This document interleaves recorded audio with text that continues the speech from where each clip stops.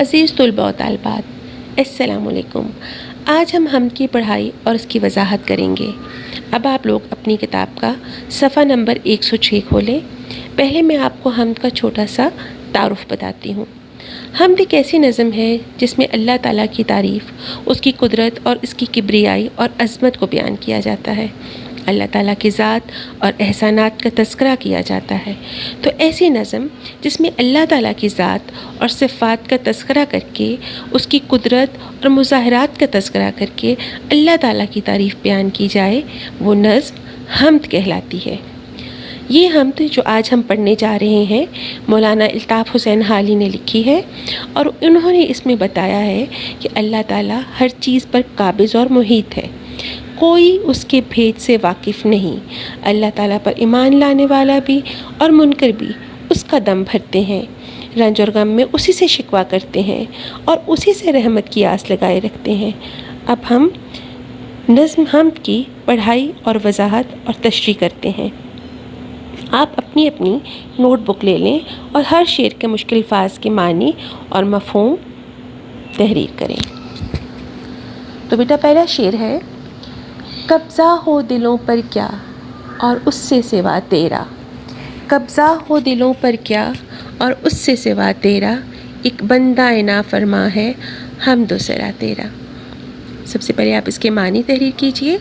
قبضہ کا مطلب ہے اختیار یا قابو، سوا کا مطلب ہے علاوہ، بندہ نافرماں کا مطلب ہے حکم نہ ماننے والا بندہ، اور حمد ثنا کا مطلب ہے اللہ تعالیٰ کی تعریف کرنے والا۔ اس شعر کا مفہوم کچھ یوں ہے: اے اللہ، انسانوں کے دلوں پر قبضے کا تیرا سب سے بڑا ثبوت ہے کہ مجھ جیسا نافرمان بندہ بھی تیری حمد و ثنا کر رہا ہے۔ اب ہم اس کی تشریح کی طرف چلتے ہیں۔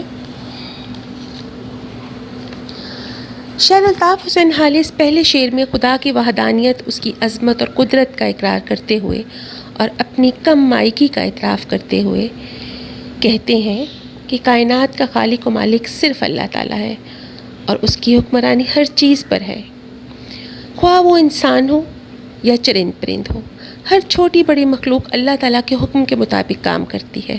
شاعر کہتا ہے کہ مجھ میں کوئی خوبی نہیں، لیکن پھر بھی اس ذات کریم نے مجھے اپنی حمد و ثنا کرنے کی توفیق بخشی ہے۔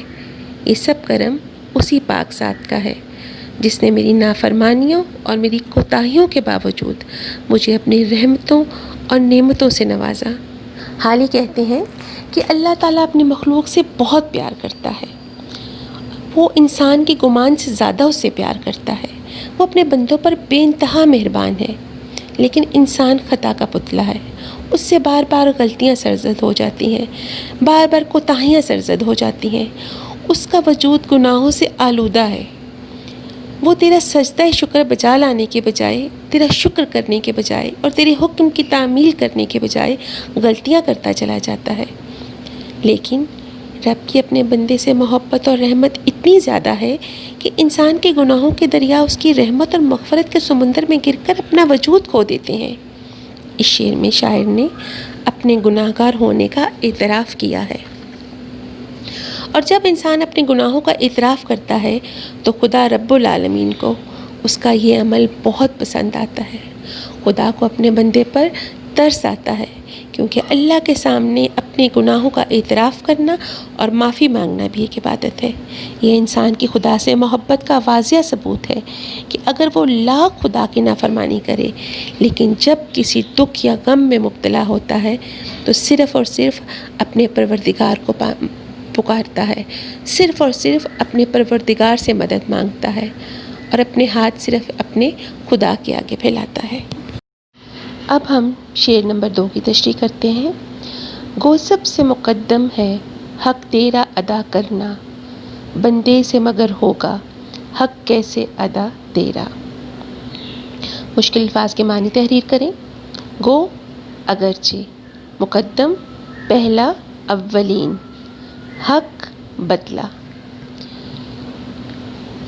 اس شعر کا مفہوم کچھ یوں ہے: اگرچہ انسان کے لیے ضروری ہے کہ وہ سب سے پہلے اللہ تعالیٰ کا حق ادا کرے، مگر انسان اس حق کی ادائیگی سے عاجز ہے۔ اب اس کی تشریح ملاحظہ فرمائیں۔ اس شعر میں مولانا الطاف حسین حالی کہتے ہیں کہ اللہ تعالیٰ نے انسان کو اشرف المخلوقات بنایا، اسے عقل جیسی نعمت سے نوازا، پھر انسان کی ہدایت کے لیے انبیاء کرام بھیجے، قرآن کریم جیسی عظیم کتاب عطا فرمائی۔ اللہ تعالیٰ نے ہماری آنکھوں کو دیکھنے کے لیے بینائی بخشی، ہماری زبان کو بولنے کی طاقت دی، ہمیں سوچنے کے لیے عقل دی۔ اس کے علاوہ بے حساب اور بے شمار ایسی نعمتیں عطا کیں جو ہمیں بن مانگے بغیر کسی کوشش کے ملی، اور وہ ذات اقدس سب کو نوازتی ہے، ماننے والے کو بھی اور نہ ماننے والے کو بھی۔ ان سب عطا کردہ نعمتوں کا تقاضا ہے، خدا تعالیٰ نے ہمیں جتنی نعمتیں عطا کی ہیں ان کا تقاضا ہے کہ ہم اپنے رب کی اطاعت و فرما برداری کریں، اس کی عبادت کریں، اس کی نعمتوں کا شکر ادا کریں۔ خود اللہ تعالیٰ نے بار بار قرآن پاک میں ذکر فرمایا ہے، ارشاد باری تعالیٰ ہے، ترجمہ: تم اپنے رب کی کون کون سی نعمتوں کو جھٹلاؤ گے۔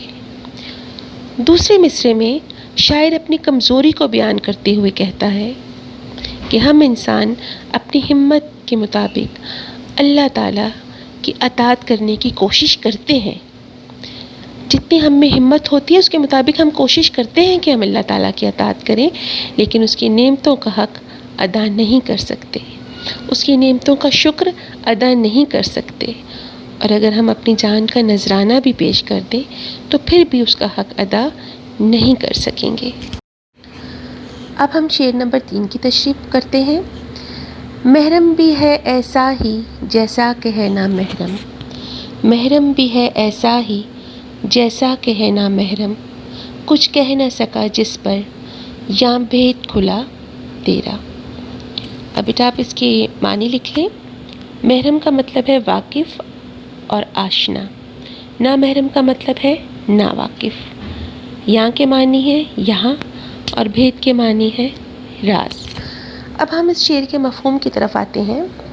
اس کا مفہوم کچھ یوں ہے کہ اے اللہ تعالیٰ، تجھے جاننے والا بھی ایسا ہی ہے جیسا کہ نہ جاننے والا، کیونکہ تیری ذات کے راز جس پر آشکار ہو جاتے ہیں وہ کسی سے کچھ بھی نہیں کہہ سکتا تیری ذات کے بارے میں، اس لیے تیرا جاننے والا اور نہ جاننے والا دونوں برابر ہیں۔ اب ہم اس کی تشریح کرتے ہیں بیٹا۔ شاعر مولانا حالی اس شعر میں جاننے والے اور نہ جاننے والے کو ایک جیسا قرار دیتے ہیں۔ شاعر کہتے ہیں کہ ایسے لوگ جنہیں دنیا کی رنگینیوں سے کوئی سروکار نہیں اور وہ صرف اور صرف خدا کی کھوج میں لگ جاتے ہیں اور پیچھے مڑ کر نہیں دیکھتے، یہاں تک کہ وہ خود اپنی ہستی کو مٹا دیتے ہیں۔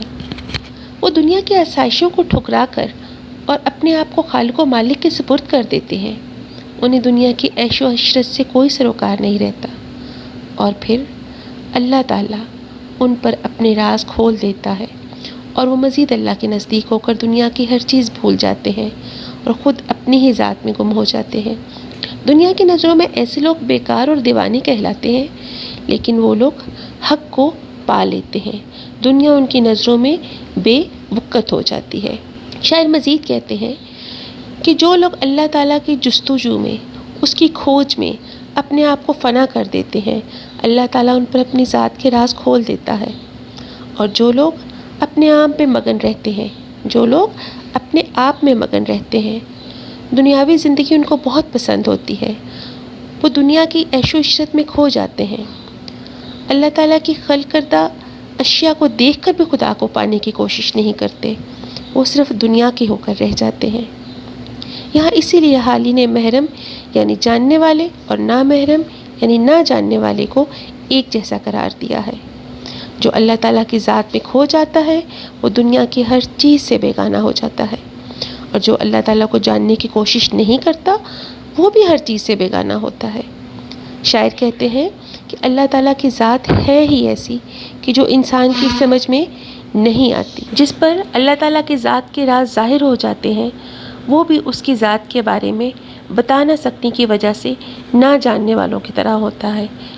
گویا محرم اور نامحرم دونوں ایک جیسے ہوتے ہیں۔ بقول اکبر الہ آبادی، عقل میں جو گھر گیا لا انتہا کیوں کر ہوا، عقل میں جو گھر گیا لا انتہا کیوں کر ہوا، جو سمجھ میں آ گیا پھر وہ خدا کیوں کر ہوا۔ اب ہم شعر نمبر 4 کی تشریح کریں گے۔ شعر نمبر 4 ہے: جچتا نہیں نظروں میں یا خلت سلطانی، جچتا نہیں نظروں میں یا خلت سلطانی، کملی میں مگن اپنی رہتا ہے گدا تیرا۔ اب آپ اس کے معنی لکھ لیجئے۔ جچتا کے معنی ہے پسند آنا، اچھا لگنا۔ خلت سلطانی کے معنی ہے بادشاہوں کا لباس۔ کملی کے معنی ہے چادر یا درویشانہ لباس، اور گدا کے معنی ہے فقیر یا بھکاری۔ اس کا مفہوم کچھ یوں ہے کہ درویش اپنے پھٹے پرانے لباس میں بھی خوش اور مطمئن رہتا ہے، اس کی نظر میں بادشاہی لباس کی کوئی اہمیت نہیں ہوتی۔ آئیے اب ہم اس کی تشریح کرتے ہیں۔ شعر نمبر 4 کی۔ اس شعر میں الطاف حسین حالی کہتے ہیں کہ جس شخص کو دنیا میں اللہ تعالیٰ کی محبت نصیب ہو جائے، جس شخص کو دنیا میں اللہ تعالیٰ کا قرب نصیب ہو جائے، وہ دیگر کسی قوت اور طاقت کا محتاج نہیں رہتا، نہ ہی کسی بادشاہ کی شان و شوکت کی اس کی نظروں میں اہمیت ہوتی ہے، اور نہ ہی دنیاوی مال و دولت کی۔ بادشاہ کی نگاہ میں ان کی بادشاہت بظاہر بڑی پرکشش ہوتی ہے، اور وہ بہت مغرور ہوتے ہیں اور بہت خوش ہوتے ہیں، لیکن دلی اطمینان اور حقیقی سکون کی نعمت سے محروم ہوتے ہیں، جبکہ ان کے مقابلے میں ایک درویش جسے اللہ تعالیٰ نے قناعت، صبر اور شکر جیسی دولت سے نوازا ہے، جو راتوں کو میٹھی نیند سوتا ہے، جسے کوئی لالچ نہیں ہے، کوئی حرص نہیں ہے، کوئی طمع نہیں ہے، اور وہ ان سب چیزوں سے کنارہ کش ہو کر اللہ کے ذکر میں مشغول رہتا ہے۔ بقول اقبال: کہاں سے تو نے اے اقبال سیکھی ہے یہ درویشی، کہاں سے تو نے اے اقبال سیکھی ہے یہ درویشی، کہ چرچا بادشاہوں میں ہے تیری بے نیازی کا۔ دراصل جب انسان اپنے مقام کو پہچان لے اور اس سے اس بات کا یقین ہو جائے کہ کائنات کا مالک رب العالمین ہے، جو سارے جہاں کی حفاظت اور پرورش کرتا ہے، جو ہمارا محافظ ہے، جو ہم پر اپنی رحمتوں کی بارش کرتا ہے، جو ہمیں نعمتوں سے نوازتا ہے، پھر دنیا کے کسی بادشاہ یا شخص کا ظاہری وقار اس کی نظروں میں کوئی اہمیت نہیں رکھتا، کیونکہ اللہ رب العزت اسے دل کی دولت فرما دیتا ہے، اور اس کے پاس بظاہر مال و دولت قلیل ہی کیوں نہ ہو، لیکن اس کا دل قناعت سے بھرپور اور پرسکون ہوتا ہے۔ دل کا جو سکون اللہ سے محبت کرنے والوں کے نصیب میں ہوتا ہے، ان بادشاہوں کے نصیب میں نہیں ہوتا۔ اللہ تعالیٰ سے محبت رکھنے والے یہ درویش، یہ لوگ دنیا میں ملنے والی ہر آزمائش کو اپنے لیے نعمت سمجھتے ہیں، اور وہ اللہ تعالیٰ کی طرف سے آئی ہوئی ہر آزمائش پر پورا اترنے کی کوشش کرتے ہیں، اور اپنے رب کو راضی رکھنے کی کوشش کرتے ہیں، کیونکہ جب انسان اللہ کی آزمائش پر پورا اترتا ہے تو اس کا رب اس سے راضی ہو جاتا ہے۔ اللہ تعالیٰ کی رضا ان نیک لوگوں کی سب سے بڑی نیکی ہوتی ہے، اور اسے دونوں جہانوں کی کامیابی اور کامرانی ملتی ہے۔ اب ہم شعر نمبر 5 کی تشریح کریں گے۔ شعر نمبر 5 ہے: تو ہی نظر آتا ہے ہر شے پہ محیط ان کو، جو رنج و مصیبت میں کرتے ہیں گلہ تیرا۔ مشکل الفاظ کے معنی لکھ لیجئے۔ محیط کا مطلب ہے چھایا ہوا، گھیرے ہوئے۔ شے کا مطلب ہے چیز۔ رنج و مصیبت کے معنی ہے دکھ اور تکلیف، اور گلہ کے معنی ہے شکوہ و شکایت۔ اب اس کے مفہوم کچھ یوں ہے بیٹا کہ اے اللہ، جو لوگ رنج و پریشانی میں تجھ سے شکوہ کرتے ہیں، آخرکار تو ہی انہیں اس جہاں کا خالق و مالک نظر آتا ہے، اور تو ہی انہیں اس رنج و مصیبت سے نکالتا ہے۔ آئیے اب ہم اس کی تشریح کرتے ہیں۔ اس بند میں خواجہ الطاف حسین حالی اللہ تعالیٰ کی کبریائی اور عظمت کا اظہار کرتے ہوئے کہتے ہیں کہ دنیا کی ہر شے اللہ تعالیٰ کے قبضے میں ہے۔ پوری کائنات اسی نے تخلیق کی ہے، اسی نے بنائی ہے۔ سورج، چاند، ستارے اس کی ہدایت کے مطابق چلتے ہیں۔ بعض اوقات انسانوں سے ایسے گناہ یا غلطیاں سرزد ہو جاتی ہیں جن سے اللہ تعالیٰ نے منع فرمایا ہے، پھر پھر وہ دنیا کے مسائل میں گھر جاتے ہیں، ان پہ مختلف تکلیفیں آ جاتی ہیں اور وہ ان مسائل سے گھبرا کر شکوہ و فریاد شروع کرنے لگتے ہیں۔ جب انہیں دنیا کی کسی چیز میں اپنے مسئلے کا حل نظر نہیں آتا تو وہ اللہ تعالیٰ کی طرف رجوع کرتے ہیں۔ انہیں اس بات کا احساس ہو جاتا ہے کہ اس جہاں کا اصل مالک اللہ ہے، ہم اس کے دائرہ اختیار سے باہر نہیں جا سکتے، ہم اس کے سامنے بے بس ہیں۔ اگر چاہے اللہ تعالیٰ کے سامنے اپنی تکلیفوں کو گلا کرنا ناشکری ہے۔ اللہ تعالیٰ نے اپنے بندے کو زیادہ دیر تک تکلیف یا آزمائش میں نہیں رکھتا اور پھر اللہ ان پر اپنا رحم و کرم عطا فرما کر انہیں پریشانی سے نجات دے دیتا ہے، جیسا کہ قرآن پاک میں سورہ عصر میں اللہ تعالیٰ نے فرمایا کہ ہر مشکل کے بعد آسانی ہے۔ اسی طرح اپنے بندوں پر ہر تکلیف اور آزمائش کے بعد اللہ تعالیٰ ان کو اس آزمائش سے نکال کر آسانیاں دیتا ہے، اور پھر انسان کے دل میں خدا کی عظمت کا احساس ہونے لگتا ہے۔ انسان کے دل کی گہرائیوں میں رب کے وجود کا اقرار پہلے سے ہی موجود ہوتا ہے، مگر مسائل کی شدت اور انسانی کمزوریاں اسے نافرمان بنا دیتی ہیں۔ انسان کو چاہیے کہ اگر اس پر رنج و مصیبت آ جائے تو وہ کبھی شکوہ نہ کرے بلکہ صبر سے کام لے، کیونکہ پریشانی ہمارے اختیار میں نہیں ہوتی اور اللہ اپنے بندوں کو بہت دیر تک آزمائش میں نہیں رکھتا۔ وہ انسان کو تھوڑی آزمائش دیتا ہے اور اس کے بعد اس کے لیے آسانیاں پیدا کرتا ہے، اور یہ آزمائشیں ہماری اپنی ہی کی ہوئی باتوں کا اور ہماری اپنی ہی کی ہوئی غلطیوں کا نتیجہ ہوتی ہیں۔ اب ہم شعر نمبر 6 کی تشریح کریں گے۔ شعر نمبر 6 ہے: آفاق میں پھیلے گی کب تک نہ مہک تیری، آفاق میں پھیلے گی کب تک نہ مہک تیری، گھر گھر لیے پھرتی ہے پیغام صبا تیرا۔ اس کے مشکل الفاظ کے معنی آپ لکھ لیجئے بیٹا۔ آفاق آسمان کے کنارے یا دنیا، مہک خوشبو، پیغام کے معنی ہے سندیسہ، اور صبا کے معنی ہے صبح کی ٹھنڈی ہوا۔ اس کا مفہوم کچھ یوں ہے: آسمانوں اور اس دنیا میں ایک نہ ایک دن اللہ تعالیٰ کے پیغام کی خوشبو ضرور پھیلے گی، کیونکہ صبح کی ٹھنڈی ہوا اللہ کا پیغام لے کر ہر گھر میں جاتی ہے۔ اب ہم اس کی تشریح کریں گے۔ اس شعر میں شاعر الطاف حسین حالی کہتے ہیں کہ اللہ تعالیٰ اپنے وجود کے اعتبار سے آسمان کی بلندیوں پر موجود ہے، یہ تو ہمارا ایمان ہے، اگرچہ ہماری نظروں سے چھپا ہوا ہے، مگر اپنی صفات کے اعتبار سے اللہ کا جلوہ جو ہے وہ دنیا کے تمام مظاہر میں ظاہر ہو رہا ہے۔ تمام مناظر میں، جتنے بھی دنیا میں مناظر ہیں، ان میں اللہ کی تصویر اور اللہ کا جلوہ ظاہر ہو رہا ہے۔ فطرت کی تمام رنگینیاں، خوبصورت مناظر، بلند و بالا کوثار، چاند تارے، یہ سب اللہ تعالیٰ کی تخلیق کرتا ہے۔ پھر کون ہے جو اللہ تعالیٰ کی ذات سے انکار کرتا ہے؟ قرآن پاک میں ارشاد باری تعالیٰ ہے: اور اللہ ہے جس نے چلائی ہیں ہوائیں، پھر وہ اٹھاتی ہیں بادلوں کو، پھر ہم اس بادل کو ایک خشک قطع زمین کی طرف ہانک لے جاتے ہیں، پھر ہم اس کے ذریعے سے زمین کو زندہ کرتے ہیں اس کے خشک ہونے کے بعد۔ اسی طرح اللہ تعالیٰ نے اپنے وجود کے ثبوت کے لیے بے شمار مثالیں پیش کی ہیں۔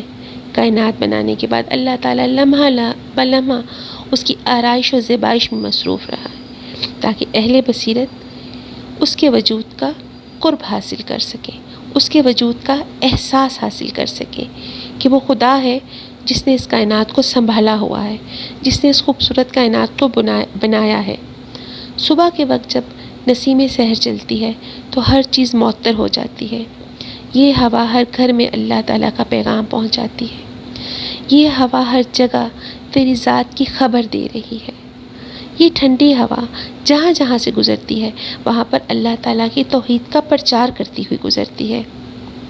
اس طرح گلشن کی کلیاں پھول بنتی ہیں اور پورا چمن صبح کے وقت اللہ کی قدرت کا ایک دلکش اور خوبصورت نظارہ پیش کرتا ہے۔ اہل عقل کے لیے اللہ تعالیٰ نے اس میں بہت سی نشانیاں رکھی ہیں۔ قرآن حکیم اللہ تعالیٰ کی طرف سے بھیجی ہوئی آخری کتاب ہے اور نبی اکرم صلی اللہ علیہ وآلہ وسلم آخری نبی ہیں۔ جن کے وسیلے سے یہ کتاب ہم تک پہنچی۔ اس کتاب میں جگہ جگہ اللہ کی صفات اور وجود کے اقرار کا سبق دہرایا گیا ہے۔ نبی اکرم صلی اللہ علیہ وآلہ وسلم اور آپ کے صحابہ کرام رضی اللہ تعالیٰ عنہ نے اس پیغام کو دنیا کے ہر حصے میں پہنچایا۔ عزیز طلباء و طالبات، اب ہم اس حمد کا آخری شعر پڑھیں گے۔ اس آخری شعر میں مولانا الطاف حسین نے اپنا تخلص حالی بیان کیا ہے، اور جس بھی نظم یا غزل میں کہ آخر میں شاعر اپنا تخلص بیان کرتا ہے وہ شعر مقطع کہلاتا ہے۔ تو اب ہم حمد کا آخری شعر پڑھتے ہیں۔ ہر بول تیرا دل سے ٹکرا کے گزرتا ہے، کچھ رنگ بیاں حالی ہے سب سے جدا تیرا۔ مشکل الفاظ کے معنی لکھ لیجئے۔ بول کا مطلب ہے بات، رنگ بیاں کے معنی ہے اظہار کا انداز، اور جدا کے معنی ہے الگ۔ اب ہم اس کے مفہوم کی طرف آتے ہیں۔ اس کا مفہوم کچھ یوں ہے کہ تیری کہی ہوئی بات دل کو چھو کر گزرتی ہے، اے حالی تیرا بات کرنے کا انداز سب سے الگ ہے، سب سے جدا ہے۔ آئیے اب اس کی تشریح کرتے ہیں۔ شاعر الطاف حسین حالی اس مقطع کے شعر میں اپنا تخلص حالی استعمال کر رہے ہیں، اپنا تخلص حالی استعمال کر رہے ہیں۔ حالی کہتے ہیں کہ کچھ لوگ اپنے الفاظ کے اندر بہت اثر رکھتے ہیں۔ اچھی بات کرنے کا ڈھنگ ہر انسان کی خوبی نہیں ہوتی، اللہ یہ صرف کسی کسی کو عطا کرتا ہے۔ کچھ لوگ بات کو بہترین انداز میں بیان کرنے کا طریقہ جانتے ہیں۔ شاعر اس شعر میں اپنی تعریف کرتے ہوئے کہتے ہیں کہ اے حالی تم بات اتنے خوبصورت اور دلکش انداز میں کرتے ہو کہ معمولی سی بات بھی خاص بن جاتی ہے۔ وہ اپنے کلام کی خود ہی تعریف کر رہے ہیں کہ حالی سادہ سی بات کو انتہائی پر اثر انداز میں بیان کرتے ہیں۔ وہ اپنے کلام کی خود ہی تعریف کر رہے ہیں کہ حالی سادہ سی بات کو انتہائی پر اثر انداز میں بیان کرتے ہیں کہ وہ بات لوگوں کے دلوں میں گھر کر لیتی ہے، اور ان کی کہی ہوئی ایک ایک بات اور ایک ایک لفظ سیدھا دل پر اثر کرتا ہے، اور وہ لوگوں کو اپنا بنانے کے فن سے واقف ہیں کیونکہ ان کا انداز بیاں اچھوتا اور خوبصورت ہے۔ اس لیے سب حالی کے کلام کو بے حد پسند کرتے ہیں۔ حالی نے اس شعر میں اپنے فن کی عظمت کو ظاہر کیا ہے۔ ان کے شعروں کی تاثیر لوگوں کے دلوں کو متاثر کرتی ہے۔